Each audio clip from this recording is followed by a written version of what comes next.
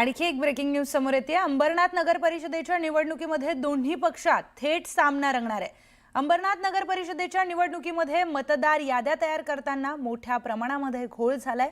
एका विशिष्ट पक्षाला याचा फायदा व्हावा यासाठी अधिकाऱ्यांच्या खुर्चीच्या बाजूला बसून त्या मतदार याद्या तयार करण्यात आल्याचा गंभीर आरोप रवींद्र चव्हाण यांनी केलाय।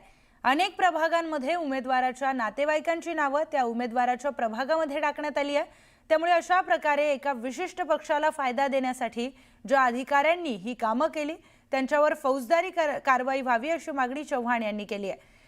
पण या सगळ्यांमध्ये भाजप प्रदेशाध्यक्ष रवींद्र चव्हाणांचा रोख नेमका कोणत्या पक्षाकडे आहे यावरून चर्चांना उधाण आलंय।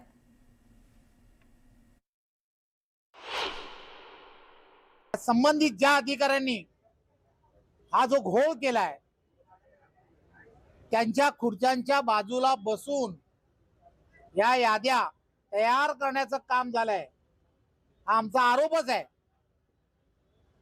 तर त्यांनी या सगळ्या सुधाराव्यात, अन्यथा यांच्यावरती सर्वांवरती ज्यांनी हे केलंय त्यांच्या सर्वांवरती कायदेशीर कारवाई करावी असं आमचं स्वतःचं सर्वांचं मत आहे।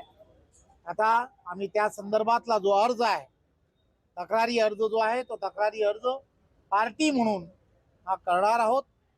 काही प्रभागांमध्ये तिथली असणारी नावं ही कुठेतरी बाहेर फेकून देण्याचं काम हे करण्यात आलं की जेणेकरून त्याचा पॉलिटिकली फायदा हा कोणाला तरी दुसऱ्या पक्षाला होऊ शकतो। मला नाही असं वाटत की त्यांनी शिवसेनेला टोला लगावलेला आहे। ते भारतीय जनता पार्टीचे प्रदेशाध्यक्ष आहेत।